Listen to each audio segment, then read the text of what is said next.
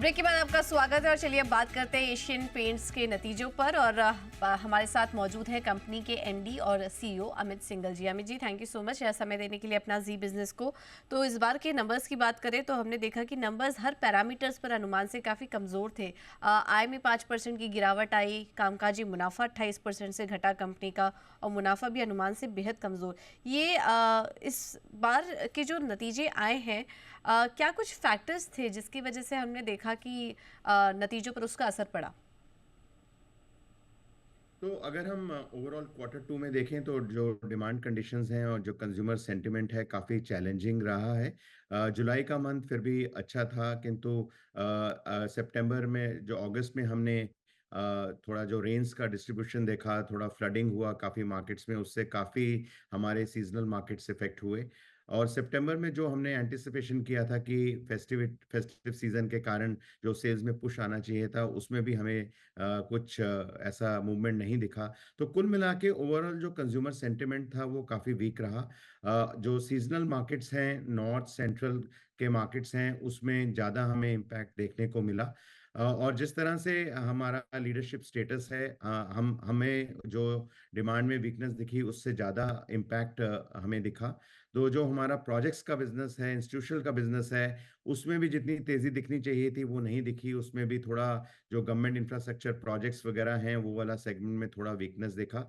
Industrial sales फिर भी अच्छा रहा, किंतु ओवरऑल एशियन पेंट्स का जो इंडस्ट्रियल सेगमेंट है ऑलमोस्ट अबाउट 6% का कंट्रीब्यूशन है एज़ कम्पेयर टू जो कंपटीशन है जिसका अबाउट 20 टू 45% का कंट्रीब्यूशन रहता है। तो कुल मिला के जो कॉम्पिटिटिव इंटेंसिटी है वो भी काफ़ी स्ट्रांग रही। तो अगर हम देखें इस सब का इफ़ेक्ट देख के जो ओवरऑल क्वार्टर है थोड़ा-सा म्यूटेड रहा है, एंड डेफिनिटली उसका एक चैलेंज हमारे सामने रहा। और अमित जी, इस क्वार्टर हमने देखा कि रॉ मटेरियल प्राइसेस में भी काफ़ी ज़्यादा उतार चढ़ाव देखने को मिला है। आगे के लिए ट्रेंड आप क्या देख रहे हैं, और क्या कुछ प्राइस हाइक लेने की भी योजना है आपकी? तो ओवरऑल हमने लगभग 1.4% का प्राइस इंक्रीज क्वार्टर टू में लिया है। अगर हम देखें जो ओवरऑल इन्फ्लेशन है, वो क्वार्टर वन में भी रहा और क्वार्टर टू में भी हमने ऑलमोस्ट 1.5 to 2% का इन्फ्लेशन देखा प्राइसेस में। तो अगर आप देखें तो पूरे इन्फ्लेशन के हिसाब से तो हमने इतना प्राइस इंक्रीज नहीं लिया कि वो बिल्कुल मैच करता है जितना इन्फ्लेशन हुआ है।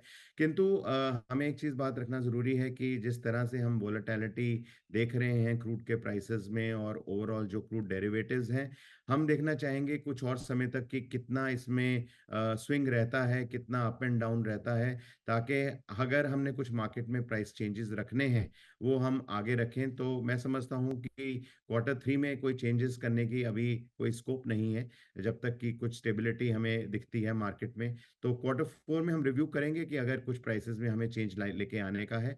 पर जैसे आपने कहा कि क्वार्टर टू का जो पूरा प्राइस इंक्रीज का इम्पैक्ट है उसको हम क्वार्टर थ्री में ही देखेंगे।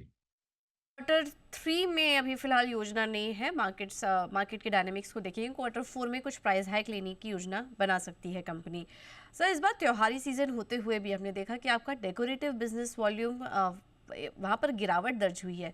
स्ट्रीट एक्सपेक्ट कर रहा था कि 6 से 7% की वॉल्यूम ग्रोथ होगी, उसके सामने 0.5% घटा है का जो वॉल्यूम्स थे आपके। इसके पीछे क्या वजह रही सर, और दूसरी छमाही में आप किस तरह की वॉल्यूम ग्रोथ देख रहे हैं?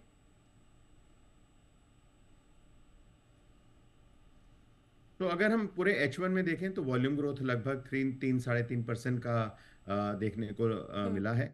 और अगर हम H2 को देखें, ये क्वार्टर थ्री भी थोड़ा चैलेंजिंग है, क्योंकि पिछले साल एक दिवाली का बड़ा बेस है, क्योंकि पिछली बार दिवाली लंबी थी और पूरा जो नंबर ऑफ डेज रिटेलिंग के मिले थे वो ज़्यादा थे।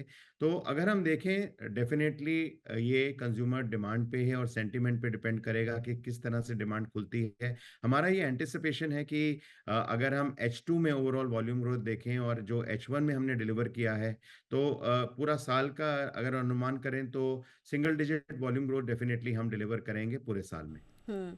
सर, आप हमेशा से ही एडवर्टाइजिंग पर काफ़ी ज़्यादा अग्रेसिव रहे हैं।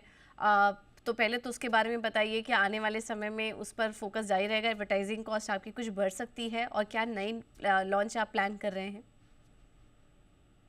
तो ओवरऑल हमने मार्केट में कई नए प्रोडक्ट्स रखे हैं।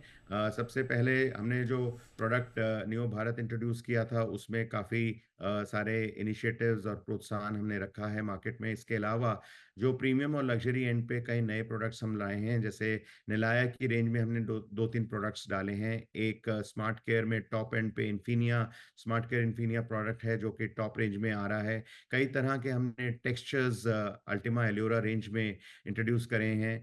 जितने भी हमारे टॉप एंड प्रोडक्ट्स हैं, उसमें हमने क्वालिटी को अपग्रेड किया है, नए-नए इंग्रीडिएंट्स डाले हैं ताकि कस्टमर्स में एक्साइटमेंट आए और एक नया कम्युनिकेशन हमने अनलीश किया है कॉर्पोरेट ब्रांड के लिए और कई प्रोडक्ट्स के लिए भी। तो ये सारे काफ़ी सारे एक्साइटमेंट्स हैं, जिसको हम लेवरेज करना चाहते हैं। एक नया पैकेजिंग हमने मार्केट में लेके आए हैं, तो बहुत सारी चीज़ें हैं, जो कि हमने अनलीश करी हैं इस टाइम पे मार्केट के लिए और हम समझते हैं कि इससे डेफ़िनेटली कंज़्यूमर पे एक्साइटमेंट रहेगा, डीलर लेवल पे एक्साइटमेंट रहेगा और मार्केट में डेफ़िनेटली ये हमें मदद करेगा कि हम ज़्यादा से ज़्यादा सेल्स को पुश कर सकें। हुँ, ठीक है। तो आने वाले समय के लिए ग्रोथ आउटलुक भी पॉजिटिव और प्राइस हाइक को लेकर भी मैनेजमेंट ने कमेंट्री दी है। सर बहुत-बहुत धन्यवाद आपका आज समय देने के लिए और नतीजों पर विस्तार से हमारे साथ चर्चा करने के लिए।